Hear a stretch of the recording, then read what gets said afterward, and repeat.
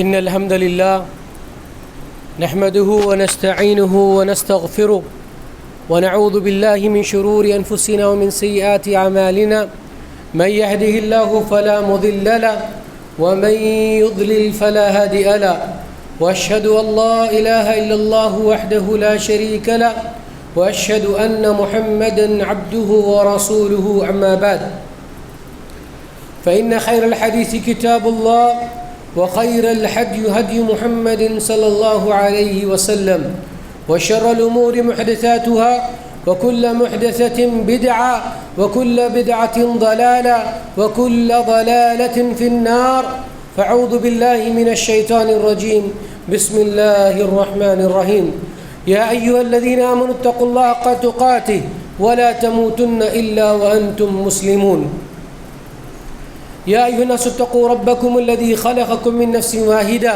وخلق منها زوجها وبث منهما رجالا كثيرا ونساء واتقوا الله الذي تساءلون به والأرحام إن الله كان عليكم رقيبا يا أيها الذين آمنوا اتقوا الله وقولوا قولا سديدا يصلح لكم أعمالكم ويغفر لكم ذنوبكم ومن يطع الله ورسوله فقد فاز فوزا عظيما. تمام تعریف و توصیف، بزرگی و بڑائی، حمد و ثنا اس اللہ وحدہ لا شریک کے لیے ہے جو تمام جہانوں کا اکیلا تنہا خالق مالک رازق اور وہی معبود حقیقی ہے. انگنت درود ہو ہمارے اور آپ کے نبی سید الانبیاء والمرسلین خاتم النبیین محمد بن عبداللہ الہاشمی القرشی صلی اللہ علیہ وسلم پر، جنہیں سارے عالم کے لیے اللہ نے رحمت بنا کر بھیجا ہے. وما ارسلناک الا رحمتا للعالمین. سب سے پہلے تو میں آپ کے حق میں معذرت پیش کرتا ہوں میری تاخیر سے آنے کے لیے. آپ لوگوں کے انتظار کو اللہ تعالیٰ قبول کرے اور یہ گھڑیاں جو آپ نے انتظار میں گزاری ہے اللہ تعالیٰ جنت میں آپ کو اعلیٰ مقام عطا کرے. جو میرا موضوع ہے وہ ہے رشتوں میں اللہ سے ڈرو، رشتوں کے معاملات میں اللہ سے ڈرو. آج ہم میں سے یہاں جو فرد بیٹھا ہے وہ کوئی ایسا فرد نہیں کہ اللہ نے اس کو آسمان سے اتارا ہے، وہ تنہا پیدا ہوا ہے. ہر انسان کے ماں باپ ہیں، ہر انسان کی اولاد ہے، ہر انسان کے بھائی بہن ہیں، ہر انسان کے رشتہ دار ہیں. ہم میں سے ہر کوئی رشتوں میں بندھا ہوا ہے، رشتوں میں جڑا ہوا ہے. ہمارا تعلق ایک دوسرے سے اتنا گہرا ہے کہ اللہ کے نبی صلی اللہ علیہ وسلم نے فرمایا کہ تم جو بندہ چاہتا ہے کہ اپنی عمر میں اضافہ کرے، اپنے عمر میں برکت حاصل کرے اور اپنے رزق میں برکت حاصل کرے، اسے چاہیے کہ وہ صلہ رحمی کرے. اور آپ نے فرمایا جو بندہ رشتوں کو توڑتا ہے وہ جنت میں داخل نہیں ہوگا. تو گویا کہ رشتہ داری کا تعلق بہت اہم ہے. اور جو آیتیں بار بار آپ خطبہ جمعہ میں خطبہ نکاح میں سنتے ہیں اس کا تعلق رشتہ داری سے ہے اور اس میں اللہ سے ڈرنے سے. اللہ نے فرمایا یا ایھا الناس اتقوا ربکم الذی خلقکم من نفس واحدہ، کہ اے لوگوں تم اس اللہ سے ڈرو، اس اللہ کا تقوی اختیار کرو جس نے تمہیں ایک مرد عورت سے پیدا کیا. واتقوا اللہ الذی تساءلون بہ والارحام، اور تم اس رشتے سے جو ایک دوسرے کو اپنا بھائی، اپنی بہن، اپنی خالہ، اپنی پھوپھی، اپنا چچا، اپنا ماما، اپنے والد، اپنی والدہ، اپنا بیٹا، اپنی بیٹی، یہ سارے رشتے تمہارے ہیں، اس میں اللہ سے ڈرو. کیوں؟ اس لیے کہ اللہ تعالیٰ رقیب ہے، اللہ دیکھنے والا ہے. میرے بھائیوں، انسان ساری زندگی رشتوں کی شکایت میں لگا رہتا ہے کہ مجھے ماں باپ صحیح نہیں ملے، مجھے اولاد صحیح نہیں ملی، مجھے بھائی بہن صحیح نہیں ملے، مجھے رشتہ دار صحیح نہیں ملے. آپ کو ایک بات بتا دوں، کیا ماں باپ کا انتخاب آپ کا اپنا انتخاب ہے؟ کیا آپ چاہیں تو جسے چاہے اپنا والد بنا لے، جسے چاہے اپنی والدہ بنا لے، یہ آپ کا اپنا انتخاب ہے؟ ذرا غور کریں. آپ آدم علیہ السلام سے لے کر قیامت تک آنے والے ہر فرد میں سے اللہ تعالیٰ نے دو ماں باپ آپ کے لیے انتخاب کیے. یہ انتخاب آپ کا اپنا انتخاب نہیں ہے، یہ انتخاب اللہ کا انتخاب ہے. تو مطلب یہ ہوا کہ جو چیز اللہ نے انتخاب کر دی اس سے بہتر کوئی چیز نہیں ہو سکتی. جو چیز اللہ نے تمہارے لیے چن لی اس سے بہتر کوئی چیز نہیں ہو سکتی، کیونکہ اللہ نے تمہارے لیے رسول کو چنا. کیا رسول سے بہتر کوئی رسول ہو سکتے ہیں؟ اللہ تعالیٰ نے تمہارے لیے قرآن کو چنا، کیا اس سے بہتر کوئی کتاب ہو سکتی ہے؟ کہ اللہ نے تمہارے لیے دین کو چنا، دین اسلام کو چنا، اس سے بہتر کوئی دین ہو سکتا ہے؟ اللہ نے تمہارے لیے جنت چنی، اللہ تعالیٰ نے تمہارے لیے آخرت چنی، یہ ساری چیزیں تمہارے لیے بہتر ہو سکتی ہیں. تو کیوں ماں باپ بہتر نہیں ہو سکتے؟ کیوں ماں باپ بہتر نہیں ہو سکتے؟ کیونکہ جو ماں باپ تم کو ملے ہیں اس سے بہتر کوئی ماں باپ تم کو نہیں مل سکتا. اسی لیے ماں باپ کے تعلق سے شکایت کرنا چھوڑ دیجیے. انہوں نے کس طرح سے پالا پوسا، کس طرح سے تم کو پیدا کیا، کس طرح سے تمہاری پرورش کی، اللہ جانتا ہے، ان کا رب جانتا ہے انہوں نے کتنی راتیں جاگ کر اپنے بچوں کے لیے گزاری ہوگی. اللہ جانتا ہے کتنی دفعہ انہوں نے قربانی دی ہوگی، اپنے پیٹ کاٹ کر اپنے بچوں کا پیٹ انہوں نے پالا ہوگا. لیکن ہم ہیں کہ شیطان کے ورغلے میں، شیطان کے شر میں آ کے یہ زندگی شکایت میں گزار دیتے ہیں ان کے ماں باپ نے کیا کیا اور ہمارے ماں باپ نے کیا کیا. ارے تمہیں جنم دیا، اس سے بڑا کیا تم پر احسان ہونا چاہیے؟ تمہیں اپنے سینے کا دودھ پلایا، اس سے بڑھ کر کیا تم پر احسان ہو سکتا ہوگا؟ اپنے کندھے پر بٹھا کر تمہیں دنیا دکھائی، اس سے بہتر کیا احسان ہو سکتا ہوگا؟ اپنے اپنی انگلی پکڑ کر تمہیں چلنا سکھایا، اس سے بہتر کیا تمہارا احسان ہو سکتا تھا؟ اپنے ہاتھوں سے تمہیں کھانا کھلایا، اس سے بہتر کیا ہو سکتا تھا؟ اپن پہننے کے بجائے تمہیں پہنایا، اس سے بہتر کیا احسان ہو سکتا تھا؟ اپن کھانے کے بجائے تمہیں کھلایا، اس سے بہتر کیا احسان ہو سکتا تھا؟ لیکن ہم ساری زندگی صرف اس دور میں گزار دیتے ہیں کہ ہم اپنی اولاد سے، اپنے والدین سے ہمیشہ شکایت کرتے نظر آتے ہیں کہ ہمارے والدین نے ہمارے لیے کیا کیا. میرے بھائیوں، اگر کسی کے والد نے اس کے لیے جائیداد چھوڑی ہے، اس کی وراثت میں ملی ہے، تو تمہیں نہیں ملی ہے، تو یہ تمہارے والد کا مسئلہ نہیں ہے، یہ اللہ کی تقدیر ہے. اللہ کی تقدیر ہے. اللہ جسے چاہتا ہے بے حساب دیتا ہے اور جسے چاہتا ہے حساب کے ساتھ دے سکتا ہے. اگر تمہیں شکایت کرنا ہی ہے تو تم رب کے پاس شکایت کرو. اگر تمہیں مانگنا ہی ہے تو رب سے مانگو. کیا کمی ہے رب کے پاس؟ للہ ملک السماوات والارض، اللہ زمین و آسمان کا مالک ہے. کیا تمہیں روزی روٹی نہیں دے سکتا؟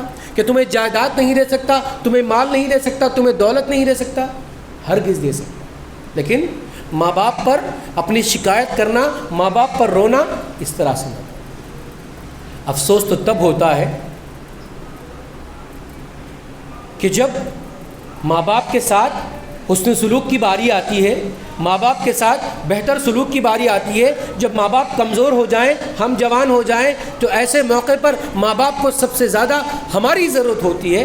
ایسے وقت پہ ہم دیکھنے لگتے ہیں کہ کون بھائی پہلے مدد کرتا ہے تاکہ ہم کو مدد کرنے کا موقع نہ ملے. اللہ اکبر. ایسے بھی لوگوں سے ہم نے ملاقات کی جو یہ دیکھتے ہیں کہ اگر ماں کو عید کے لیے کوئی کپڑے لاتے ہیں تو پھر والد کو میں لاؤں گا. کیا تمہارے ماں باپ نہیں ہیں؟ کیا صرف تمہیں ماں نے پیدا کیا، تمہارا باپ شامل نہیں ہے؟ کیا تمہیں صرف والد نے پیدا کیا، تمہاری ماں شامل نہیں؟ کیوں تم اپنے ماں باپ کے لیے کپڑے نہیں لا سکتے؟ کیا تم اسے انتظار کرو گے میرا بھائی آگے بڑھے گا تو میں پیچھے رہ جاؤں گا؟ اسی لیے یاد رکھو، جب والدین سے لینے کی باری آئے، جب والدین سے کچھ لینے کی باری آئے تو سوچ لینا کہ تم ہی ایک اولاد رہی ہو. تمہارے علاوہ کوئی اور بھی بھائی بہن ہیں جن کا والدین پر حق ہے. اور جب والدین کی خدمت کی باری آئے، جب والدین کے ساتھ احسان کرنے کی باری آئے، جب والدین کو کچھ دینے کی باری آئے تو سوچو کہ تمہارے علاوہ کوئی اولاد نہیں ہے، تمہارے علاوہ کوئی اولاد نہیں ہے. یقین مانیے اللہ کے پاس تمہارا مقام بڑھے. کیونکہ اللہ کے نبی کیا فرماتے ہیں؟ رضا الرب فی رضا الوالد وسخط الرب فی سخط الوالد. اگر رب راضی تو اللہ اگر اولاد ماں باپ راضی تو رب راضی، اگر ماں باپ ناراض تو رب ناراض. کیا تم اپنے رب کو راضی نہیں کرنا چاہتے اپنے والدین کی خدمت کر کے، اپنے والدین کے ساتھ اطاعت کر کے، اپنے والدین کے ساتھ حسن سلوک کر کے؟ اللہ نے قرآن میں جو معاملہ کہا والدین کے متعلق، وہ بر کا کہا، حسن سلوک کا کہا، والدین کی اطاعت کے بارے میں نہیں کہا. کیوں؟ کسی کے والدین مشرک ہو سکتے ہیں، وہ مشرک کی طرف بلائیں گے تو کیسے انسان کرے گا؟ لیکن والدین کی جہاں تک باری آتی ہے اس میں حساب و کتاب نہ دیکھیں، اس میں ہمیشہ حسن سلوک کریں، ان کے تعلق سے اپنے معاملات کو ہمیشہ درگزر کریں، عفو سے کام لیں، ان کے ساتھ ہمیشہ بہترین معاملہ کریں. ان کے ساتھ یہ نہ کریں کہ بچپن میں آپ نے مجھے کیسے کھلایا تھا آج آپ کو میں ویسے ہی کھلاؤں. اگر ان کی حالت اتنی اچھی نہ ہو کہ آپ کو ایسی ویسی چیزیں کھلا دی ہوگی، لیکن ہر ماں باپ اپنی قربانی دے کر، اپنے وقت کی قربانی دے کر، اپنے مال کی قربانی دے کر آپ کو اچھی سے اچھی چیزیں دیتے ہیں. لیکن اس کے باوجود بھی اگر کبھی کچھ ایسی چیز ہو جائے تو کیا ماں باپ سے ہم بدلہ لیں گے؟ ہرگز نہیں. میرے بھائیوں، والدین کے تعلق سے آپ کچھ حساب و کتاب کا معاملہ نہ کریں، بلکہ والدین آپ سے ماہانہ کتنا لیتے ہیں، آپ کتنا دے رہے ہیں، کبھی ان سے حساب و کتاب نہ لیں. آپ جتنا کر سکتے ہیں ان کو کیجیے. یہ نہ دیکھیں فلاں بھائی نے مدد کی تو مجھے رک جانا چاہیے، فلاں بھائی دے دے گا تو میں نہیں دوں گا، ان کو اتنے پیسوں کی کیا ضرورت ہے. اللہ اکبر. کہ کبھی بچپن میں جب نے مانگا تو پوچھا والدین نے آپ سے کہ تمہیں کیا ضرورت ہے؟ آپ کی خوشیوں کی خاطر اپنی خوشیوں کا گلا گھونٹ دیا ان لوگوں. آپ کو ہنستا دیکھ کر اپنے آنسوؤں کو انہوں نے پی لیا. آپ کی راتوں کی نیند کو آرام سے کرنے کے لیے وہ تکلیف میں گزارنے لگے. کیا ہمارے والدین کا اتنا حق نہیں بنتا کہ ان کے ساتھ آپ حسن سلوک کریں؟ اگر ہم اپنے والدین کو زندگی کا بہترین سکھ نہ دیں، ان کو زندگی کا بہترین خیر نہ دیں، میرے بھائیوں، کئی ایسے نادان لوگ بھی ہوتے ہیں جو حج عمرے کے نام پر اپنے والدین کو ایسے وقت میں حج اور عمرہ کرنے کے لیے چھوڑ دیتے ہیں تنہا، جو صرف اللہ کے بھروسے چلے جاتے ہیں. وہاں ان کے ساتھ کیا معاملات ہوں گے، وہ کس طرح سے رہیں گے، کوئی احساس نہیں. میرے بھائیوں، آپ پیسوں سے ان کی مدد تو کر رہے ہو، ان کے لیے حج عمرے کا انتظام تو کر رہے ہو، لیکن کیا آپ ان کے ساتھ جا کر خدمت نہیں کر سکتے؟ آپ کو جانا چاہیے، خدمت کرنی چاہیے. میں مکے میں 4 سال تھا، میں نے دیکھا ہے کئی ایسے ماں باپ جو رات میں طواف کرنے کے لیے، عمرے کے لیے آنے ہیں، لیکن 2-3 طواف کرنے کے بعد ان کو معلوم نہیں کہ جانا کدھر ہے. وہ سمجھتے ہیں کہ ہمارا عمرہ ختم ہو گیا، وہ اپنے لوگوں سے بچھڑ چکے ہیں. کون ذمہ دار ہے؟ وہ اولاد ذمہ دار ہے. اسی لیے میرے بھائیوں، والدین کے ساتھ بہترین سلوک کرو. اگر والدین مر جائیں، ان کے لیے صدقہ خیرات کرنے کے لیے لوگوں سے پوچھنے سے بہتر ہے کہ جب تک وہ زندہ ہے ان کو خوش رکھو. کیا کبھی اپنے زندگی میں اپنے ماں باپ کے ساتھ 2 لمحے بیٹھے اور ان سے پوچھے کیا امی جان آپ مجھ سے راضی ہیں؟ کیا ابا جان آپ مجھ سے راضی ہیں؟ کیا مجھ سے کوئی خطا ایسی ہو جو آپ کے دل میں بات بیٹھ چکی ہے؟ آپ کہیے میں اس وقت تک آپ کے پاس سے نہیں اٹھوں گا جب تک آپ مجھ سے راضی نہ ہو جائیں. اگر آپ ناراض ہیں تو بتائیے میں کیا کر سکتا ہوں، آپ کی ناراضگی دور ہوگی. ہمارے بچوں کے پاس، ہمارے نوجوانوں کے پاس وقت کرنے کے لیے، ماں باپ سے بات کرنے کے لیے وقت تک نہیں ہے. ماں باپ کے ساتھ بھی بیٹھیں گے تو فون میں دیکھ رہے ہوں گے، ماں باپ کے ساتھ بھی بیٹھے ہوں گے تو فلاں سے بات کر رہے ہوں گے. میرے بھائیوں، ماں باپ کو اپنی صورت دکھائیے، ماں باپ کو اپنا وقت دیجیے، ماں باپ کے زانوں میں بیٹھیے، ان کے ساتھ بیٹھیے. یقین مانیے ماں باپ آپ کو لمحوں میں معاف کر دیں گے، وہ آپ سے راضی ہو جائیں گے. موسیٰ علیہ السلام کی والدہ کو اللہ نے حکم دیا کہ چھوٹے موسیٰ علیہ السلام کو دریا میں ڈال دیں. اللہ، ماں کا کلیجہ تڑپنے لگا، درد سے کرانے لگا کہ معصوم شیرخوار بچے کو میں کیسے دریا میں ڈال دوں. لیکن اللہ کا حکم تھا اور اللہ نے وعدہ کیا تھا کہ دوبارہ تمہارے پاس تمہارے بچے کو لوٹاؤں گا. اللہ کی اس بات پر یقین تھا. تو جو فرعون موسیٰ علیہ السلام کو قتل کرنے والا تھا، وہی فرعون کے محل میں موسیٰ علیہ السلام کی اللہ نے تربیت کی. موسیٰ علیہ السلام کو اللہ تعالیٰ نے پروان چڑھایا، تو جو مارنے والا تھا اللہ تعالیٰ نے اسی کی نگاہوں کے سامنے موسیٰ علیہ السلام کو بڑا کیا. اور جتنی بھی عورتیں تھیں اللہ تعالیٰ نے سب پر حرام کر دیا کہ موسیٰ علیہ السلام کو دودھ پلائے. پھر اللہ تعالیٰ نے ایسا انتظام کیا کہ موسیٰ علیہ السلام کی والدہ ہی کو دودھ پلانے کا موقع ملا. اللہ، تو اللہ نے ایک ماں کی ممتا کا کتنا خیال رکھا، ایک ماں کی ممتا کا کتنا خیال رکھا تاکہ ماں سے بچہ دور نہ ہو، ماں سے بچہ الگ نہ ہو. اگر ہم ماں باپ سے الگ ہو رہے ہیں تو کس طرح سے الگ ہوں گے؟ میرے بھائیوں، ہمارے گھروں میں ماحول ایسا ہو چکا ہے کہ اگر گھروں سے ہم الگ ہو جاتے ہیں ماں باپ سے تو ایسے الگ ہوتے ہیں جب جنازے اٹھتے ہیں تبھی بلایا جاتا ہے. اللہ، جب ہاسپٹل میں ہوتے ہیں تبھی بلایا جاتا ہے. کئی ایسے میرے بھائیوں، کیا مسلمانوں میں اولڈ ایج ہوم کا تصور ہے؟ کیا مسلمانوں میں ایسی جگہ کا تصور ہے جہاں اپنے معصوم بچوں کو، معصوم ماں باپ کو وہاں پہ چھوڑ دیا جائے تڑپتے ہوئے، بلکتے ہوئے، روتے ہوئے؟ کیا ہم ایسی اولاد ہو چکے؟ اور یاد رکھو، جو سلوک ہم اپنے ماں باپ کے ساتھ کریں گے وہی سلوک ہماری اولاد ہمارے ساتھ کرے. الجزاء من جنس العمل، جیسا تم کرو گے ویسا ہی بھرو گے، جیسا تم کرو گے ویسا ہی بھرو گے۔ اسی لیے اپنے دلوں کے دروازوں کو اپنے ماں باپ کے لیے کھول دیں، اپنے مال و دولت کے دروازوں کو ماں باپ پر خرچ کریں اور خدمت کریں ماں باپ کی۔ میرے بھائیوں، کیا وہ حدیث آپ کو نہیں معلوم جو 3 لوگ غار میں پھنس جاتے ہیں، جس میں سے ایک آدمی اللہ سے دعا کرتا ہے کہ اللہ میں نے والدین کی اطاعت کی، ان کے خاطر میں نے سب قربان کر دیا، اللہ میری تو دعا کو قبول کر۔ اللہ اس کی دعا کو قبول کرتا ہے، کیوں؟ وہ والدین کا فرما بردار ہے، وہ والدین کی اطاعت کرنے والا ہے۔ اللہ اکبر۔ تو اسی لیے میرے بھائیوں، والدین کے معاملے میں اللہ سے ڈریے، والدین کے معاملے میں ہمیشہ حسن سلوک کریں، ان کے لیے دعائیں کریں، والدین کی مغفرت کریں۔ ہمارے ذہنوں میں غلط تصور بیٹھا ہوا ہے، جب والدین کی وفات ہوگی تبھی مغفرت کی دعا کریں گے، اگر مغفرت کی بات کریں گے تو کہیں ڈر نہ جائے، ہرگز نہیں۔ آپ ہر وقت پہ ان کے لیے دعا کیجیے، جو قرآن نے دعا سکھائی، رب ارحمہما کما ربیانی صغیرا، یہ بار بار پڑھتے رہیے آپ۔ والدین کے نام سے آپ مسجد تو اگر بنا نہیں سکے، اللہ آپ کو توفیق دے تو مسجد بنائیے، لیکن کوشش کیجیے حیدرآباد میں جتنی مسجدیں ہیں ہر مسجد میں والدین کے نام سے آپ پیسے ادا کریں، تاکہ ایک اینٹ بھی والدین کے نام سے لگ جائے، ایک جانماز بھی والدین کے نام سے بچ جائے، ایک فین بھی والدین کے نام سے لگ جائے۔ اللہ کی قسم جب تک یہ چلتی رہے گی آپ کے والدین کو اجر و ثواب ملتا رہے گا۔ کیا آپ نے کبھی والدین کے نام پہ ایک مصحف کسی مسجد کو دی، کہ کسی حافظ کو آپ نے مصحف دی کہ اس سے آپ حفظ کیجئے کہ جب تک آپ پڑھیں گے میرے والدین کو ثواب ملے گا؟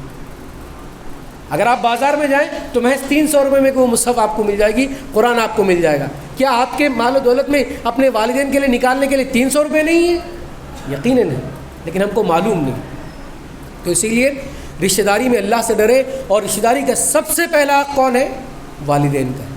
اس کے بعد یہ جو اولاد ہے، میرے بھائیوں، ابھی جو میں نے آپ کو والدین کا اتنا بڑا مقام بتایا، وہ ایسے ہی مقام نہیں ملے گا۔ اگر آپ کو اولاد نہ ہو تو آپ والدین نہیں کہلائیں گے۔ کوئی بھی انسان، اللہ تعالیٰ ہم سب کو اولاد دے، جو اولاد کی نعمت سے محروم ہے اللہ ان کو اولاد دے۔ جب اللہ تعالیٰ ابراہیم اور زکریا علیہ السلام کو ایک طویل عمر میں اولاد دے سکتا ہے تو ہمیں بھی دے سکتا ہے۔ تو والدین اسی وقت پہ والدین کہلائیں گے جب انہیں اولاد کی نعمت سے نوازا جائے گا۔ تو میرے بھائیوں، آپ اپنے بچوں کی اچھی تربیت کریں، اپنے بچوں کو دین سکھائیں، اپنے بچوں کی دینی تربیت کریں، یقین مانو میں بچے آپ کے فرما بردار بنیں گے۔ لیکن آپ نے اپنے بچوں کی تربیت صحیح نہیں، اپنے بچوں کو آپ نے صحیح نہیں سکھایا، اپنے بچوں کو آپ نے صحیح تعلیم نہیں دی، تو جب بچے بڑے ہوں گے تو کہاں سے فرما بردار آپ کے بنیں گے؟ اگر آپ اپنے والدین کی اطاعت نہیں کرتے، فرما برداری نہیں کرتے، تو آپ کے بچے کہاں سے آپ کے لیے سیکھیں گے؟ تو اسی لیے میرے بھائیوں، یہ ضروری ہے کہ جس طرح سے آپ کو والدین کا حق ادا کرنا ہے تو آپ بھی اپنے بچوں کے والدین ہیں، تو وہ اولاد کی بھی صحیح تربیت آپ کو کرنی ہو۔ اور یہ شکایت ذہن سے نکال دیں، میری اولاد کو دوسری اولاد سے میں کمپیئر کروں کہ ان کے بچے بڑے اچھے، میرے بچے بڑے نافرمان ہیں۔ اللہ کی قسم، جو اولاد آپ کو ملی ہے اس سے بہتر کوئی اولاد نہیں ہو سکتی آپ کی۔ کیوں؟ کیونکہ اللہ تعالیٰ کا فیصلہ ہے آپ کے لیے، اللہ نے مقدر کیا آپ کے لیے کہ آپ کے اختیار میں ہے، جسے چاہے اپنا بیٹا بنا لے، جسے چاہے اپنی بیٹی بنا لے۔ اگر آپ بنا بھی لیں گے تو اس کو کہتے ہیں متبنہ، اڈاپٹیڈ چائلڈ، نہ کہ اپنی ذاتی اولاد۔ وہ کب ہو سکتی ہے؟ جو اللہ نے آپ کو دی ہے۔ تو اسی لیے میرے بھائیوں، اولاد کے معاملے میں شکایت نہ کریں، اولاد جو اللہ نے آپ کو دی ہے اس پر شکر گزاری کریں۔ دیکھیے، یعقوب علیہ السلام کو اللہ نے اولاد دی، ایک طرف تو یوسف علیہ السلام ہے، دوسری طرف یوسف علیہ السلام کے حاسدین ہیں۔ لیکن یوسف علیہ السلام کے والد یعقوب علیہ السلام نے کیا کیا ان بچوں کے ساتھ؟ یعقوب علیہ السلام کو معلوم ہے کہ بچوں نے یہ ڈرامہ رچا ہے اور یوسف کو مجھ سے دور کر دیا علیہ السلام، لیکن کیا یعقوب علیہ السلام اپنے بچوں کو گھر سے نکال دیتے ہیں؟ ان کو اللہ کے نزدیک سزا کے حوالے کر دیتے ہیں؟ نہیں، بلکہ وہ بچوں سے امید لگاتے ہیں، وہ بچوں کو اچھا بنانے کی کوشش کرتے ہیں، وہ بچوں سے ہمیشہ حسن سلوک کی بات کرتے ہیں اور کہتے ہیں کہ بچوں، جب تم مصر میں داخل ہونا، ادخلوا من ابواب متفرقہ لا تدخلوا من باب واحد، کہ بچے تمہیں نظر نہ لگ جائے، اسی لیے تم مصر میں داخل ہونا تو الگ الگ دروازوں سے جانا، ایک دروازے سے نہ جانا۔ کون سے بچوں کے لیے نصیحت کی جا رہی ہے؟ جو بچے یوسف علیہ السلام کے حاسد ہیں، جو بچے یوسف علیہ السلام کی جدائی کا سبب بنے، ان بچوں کے ساتھ یہ حسن سلوک کر رہے ہیں۔ کون؟ یعقوب علیہ السلام، کیونکہ یعقوب علیہ السلام کو معلوم تھا جو اولاد اللہ نے مجھے دی ہے اس سے بہتر اولاد مجھے نہیں مل سکتی۔ اور جب یعقوب علیہ السلام کی تربیت اس طرح سے تھی، جب یوسف علیہ السلام کے بھائی اپنے سامنے بے بس و مجبور ہو گئے تو وہی جب یوسف علیہ السلام نے معاف کیا تو ساتھ میں یعقوب علیہ السلام نے ان کے لیے مغفرت کی دعا کی۔ تو ایک باپ ہونے کے ناطے یہ آپ کو کرنا چاہیے، ایک باپ ہونے کے ناطے آپ کو معاف کرنا چاہیے۔ تو والدین کی ذمہ داری بنتی ہے اولاد کے ساتھ حسن سلوک کرے، اولاد کے ساتھ بہتر معاملہ کرے، اولاد کے ساتھ انصاف کا تقاضا کرے اور اولاد کی اچھی تربیت کرے۔ ایک بچے کو دوسرے بچے کے ساتھ کمپیئر کبھی نہ کریں۔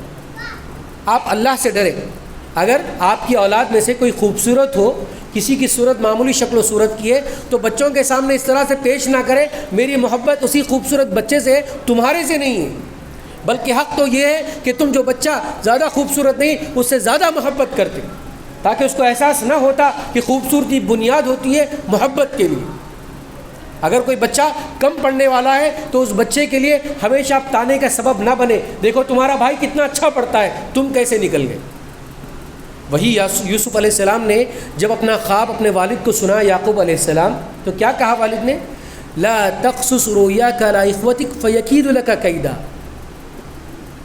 اے میرے بچے تم اپنا خواب اپنے بھائیوں کو نہ سناؤ، وہ تمہارے دشمن بن جائیں گے۔ میرے بھائیوں، آپ کی اولاد آپ کے لیے اولاد ہے، آپ ان کے لیے والد ہیں، لیکن آپس میں کیا ہیں وہ لوگ؟ بھائی بھائی ہیں۔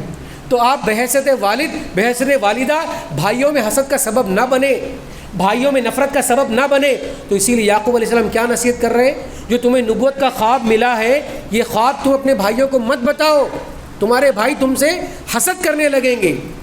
تو بحیثیت ماں باپ آپ کی ذمہ داری بنتی ہے، کسی بچے کی اچھائی جب آ رہی ہے اگر اس اچھائی کو دوسرے بھائیوں کے سامنے پیش کرنے سے اگر حسد کا سبب بن سکتے ہیں تو آپ وہ نہ کریں۔ لیکن ہم کیا کرتے ہیں؟ اگر کوئی اچھی کامیابی کا معاملہ، کوئی اچھی چیز ہو، اس کو اس طرح سے پیش کیا جاتا ہے کہ دیکھو تمہارا بھائی کتنا کامیاب ہو گیا اور تم کتنے ناکام بن گئے، تو گویا کہ آپ ان بچوں کو اس بچوں سے حاسد بنا رہے ہیں۔ تو یعقوب علیہ السلام کی نصیحت پر عمل کرتے آپ کو یہ بات دیکھنی چاہیے۔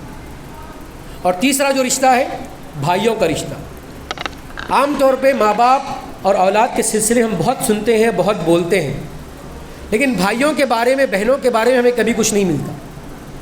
میرے بھائیوں، ہم میں سے شاید ہی کوئی یہاں انسان ایسا ہوگا جس کو اپنے بھائی یا بہن سے کوئی ناراضگی نہ ہو۔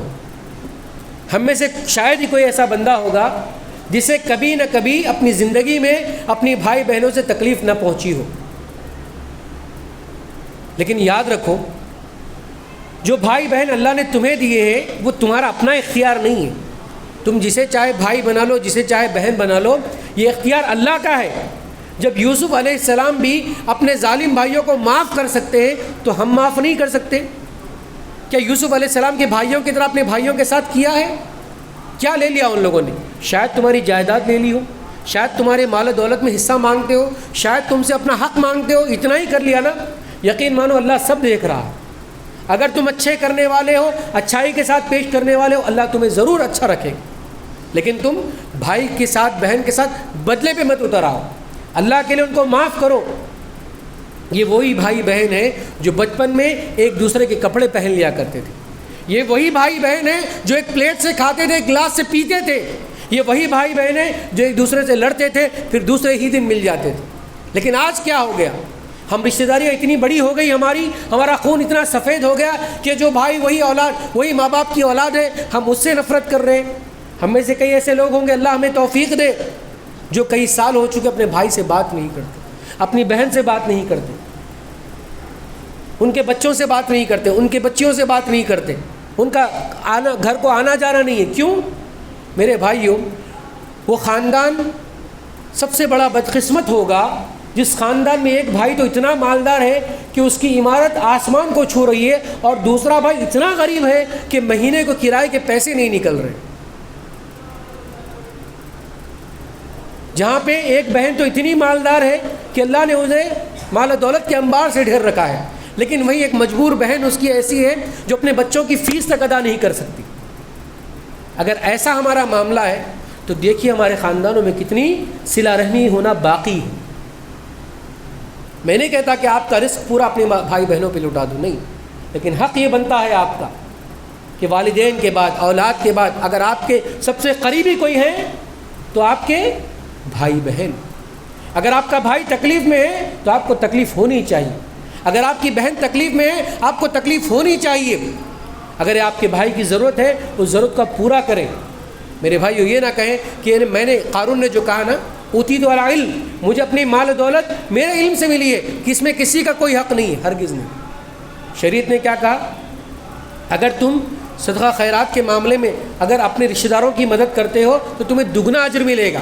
ایک تو صلہ رحمی کا اجر ملے گا اور دوسرا صدقہ خیرات کا اجر ملے گا. اللہ اکبر. تو اسی لیے میرے بھائیوں ایسی مدد کریں اپنے بھائی بہنوں کی کہ دوسروں کے سامنے آپ شرمندہ نہ کریں. اور میں وہ بھائی کو بھی بولنا چاہتا ہوں، دیکھیے ایک بہترین بات، ایک ہی کام، کسی کے حق میں حق ہے تو دوسرے کے حق میں احسان ہے. دینے والا بھائی حق سمجھ کر دے. اگر دینے والا بھائی احسان سمجھ کر دے گا تو وہ گنہگار ہوگا، اور وہ لینے والا بھائی احسان سمجھ کر لے، اگر حق سمجھ کر لے گا تو وہ بھی گنہگار ہوگا. کتنی پیاری بات شریعت نے بتائی کہ دینے والا ہمیشہ حق سمجھ کر دے تاکہ اس کے دل میں غرور، تکبر، فخر نہ آ جائے اور وہ احسان نہ جتائے. اور لینے والا بھائی شکر گزار بن جائے، وہ احسان سمجھ کر لے. اگر اس کو حق سمجھے گا تو یہ ناشکرہ بن جائے گا، اور وہ اس کو احسان سمجھے گا تو وہ غرور و تکبر میں آ جائے. تو اسی لیے میرے بھائیوں اگر بھائی آپ کی مدد کر رہا ہے اس کو حق نہ سمجھو بلکہ بھائی کا احسان سمجھو. اگر کوئی بہن آپ کی مدد کر رہی ہے تو اس کا حق مت سمجھو، اس کا احسان سمجھو. لیکن جو بھائی بہن مدد کر رہے ہیں وہ کبھی بھی احسان نہ سمجھے بلکہ وہ حق سمجھے. وہ حق سمجھ کر اپنے بھائی بہنوں کی مدد کریں.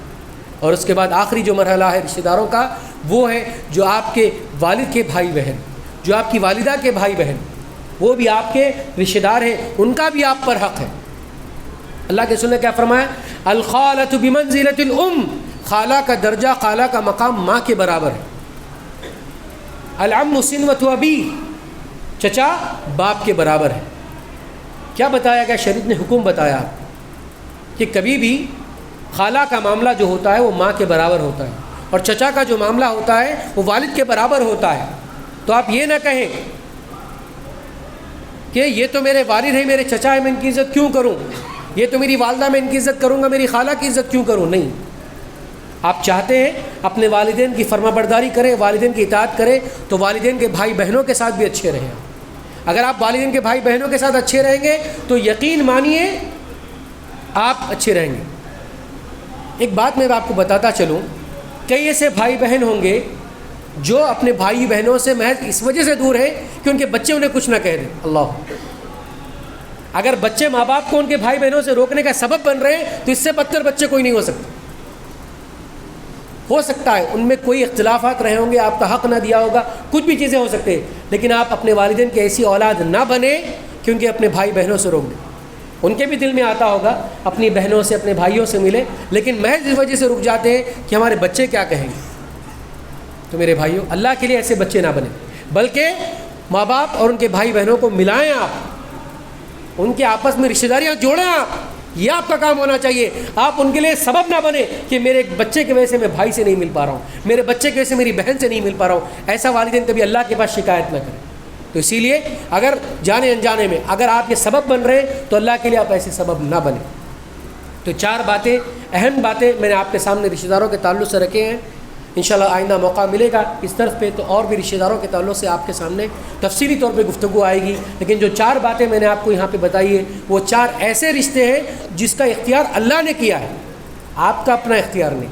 والدین اللہ کا اختیار ہے، اولاد اللہ کا اختیار ہے، بھائی بہن اللہ کا اختیار ہے، جو رشتہ دار ہیں اللہ کا اختیار ہے. جو اللہ کا اختیار ہے اس میں آپ کو حسن سلوک کرنا چاہیے، اس کی صلہ رحمی کرنا چاہیے. اور جس چیز کو اللہ نے تمہارے لیے مقرر کیا اگر آپ اس کی نافرمانی کریں گے تو یقین مانو میں گنہگار ہوں. اگر والدین کے ساتھ حسن سلوک نہ کریں گنہگار ہوں گے، اولاد کے ساتھ صحیح نہیں رہیں گے گنہگار ہوں گے، بھائی بہنوں کا خیال نہیں رکھیں گے گنہگار ہوں گے، رشتہ داروں کے ساتھ صلہ رحمی نہیں کریں گے گنہگار ہوں گے. تو اسی بات پر اپنی بات کو ختم کرتے ہوئے اللہ سے دعا کرتا ہوں کہ اللہ تعالیٰ مجھے بھی صحیح معنوں میں رشتہ دار بنائے. اللہ تعالیٰ مجھے اپنی والدین کا صحیح بیٹا بنائے، ان کی خدمت کرنے والا، ان کا فرما بردار بنائے. اے اللہ تعالیٰ میری اولاد کی بھی میں صحیح تربیت کرنے والا بنوں، ان کے لیے صحیح والد کے طور پہ بنوں. اور اپنے بھائی بہنوں کے لیے بھی اچھا بھائی بنوں اور اپنے رشتہ داروں کے لیے بھی اچھا رشتہ دار بنوں. یہ میری اللہ سے دعا ہے, اور یہی دعا میں آپ لوگوں کے لیے بھی کرتا ہوں کہ اللہ تعالیٰ ہماری والدین کے لیے ہمیں بہترین اولاد بنا دے, ہماری اولاد کے لیے ہمیں بہترین والدین بنا دے, اپنے بھائی بہنوں کے لیے بہترین بھائی بہن بنا دے, اور اپنے رشتہ داروں کے لیے بہترین رشتہ دار بنا لے. آخر میں بس ایک ہی عہد لے کر اپنی بات میں ختم کروں گا. اللہ کے لیے آج سے ہم عہد کریں کہ جتنی بھی چیزیں اپنے بھائی بہنوں کی جو غلطیاں ہوں گی, والدین سے ہوں گی, اولاد سے ہوں گی, سب ہوگی, آج اس خطبے میں ہم سب کو معاف کرتے ہیں اللہ کے لیے, اور اللہ سے دعا کرتے ہیں کہ اللہ تعالیٰ ہمیں بھی معاف کر سب کے سامنے, تاکہ اللہ تعالیٰ قیامت کے دن ہم پہنچے تو محبت کے ساتھ پہنچے, اور اسی صلہ رحمی کی وجہ سے اللہ ہمیں تو جنت دے دے. آمین. وآخر الدعوانا ان الحمد للہ رب العالمین. نفعنی وآیاتی بذکر الحکیم انہ تعالی جواد کریم ملک رؤوف رحیم.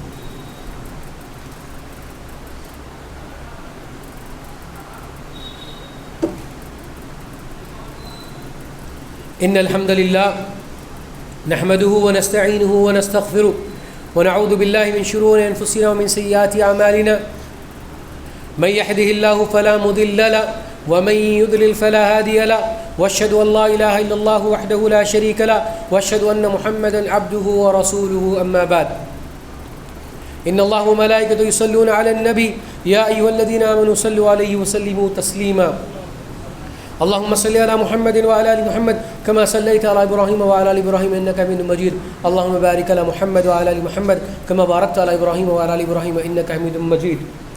عباد الله رحمني ورحمكم الله, ان الله يأمر بالعدل والاحسان وايتاء ذي القربى وينهى عن الفحشاء والمنكر والبغي يعظكم لعلكم تذكرون ولذكر الله اكبر والله يعلم ما تصنعون.